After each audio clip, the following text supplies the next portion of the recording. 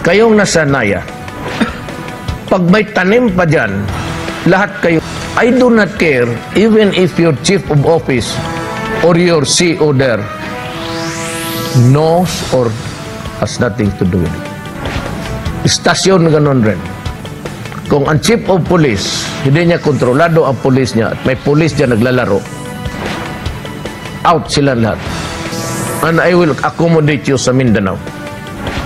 Doon sa Zamboanga. Magandang ano doon. Zamboanga, maraming beach. Sa harap ng Zamboanga is an island called, anong pangalan ng island dyan? Kasi maraming kinikidnap dyan. Dyan na kayo magligo-ligo muna. Worker ako ng government. Nagtrabaho lang ako. So wala akong dapat ipagyabang. Just in the past 5 years, the Duterte administration was able to build hundreds of seaports and airport projects and built nearly 30,000 kilometers of roads and more than 5,000 bridges by the middle of this year. In the agriculture sector, the administration was able to distribute more than 200,000 hectares of land to their rightful owners and aid to over 900,000 farmers through the Free Irrigation Act. And of course, the education sector also was given priority.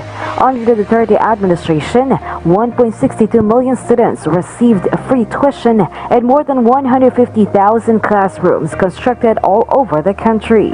This, according to Senator Christopher Bongo, are the projects they want continued by the country's next leaders beginning 2022. Pakiusap ko lang po kung ano po yung mga programang magaganda at nakakatulong naman po sa mga kababayan natin. Sana po ipagpatuloy ninyo. Lalong-lalo na po sa mga nakakatulong sa mga mahirap po. Other than the Build program, GO expects to continue the war on illegal drugs and against corruption and criminality. Under the leadership of President Duterte, there was a 64% decline in crime volume because of the 1.22 million drug surrenderies as of June 2021. More than 200,000 anti-illegal drug operations were launched with more than 12,000 high-value targets arrested.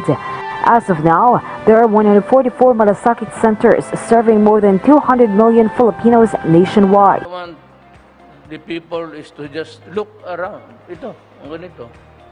Hindi ko ipagyabang. Unang-una, hindi ko ito pera. That's not my money.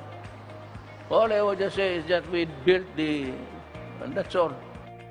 Eunice Samonte for The Nation. Matino na.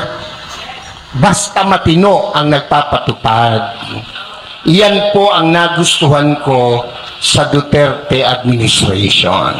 Ako po'y nangangarap na ang Duterte mabalik.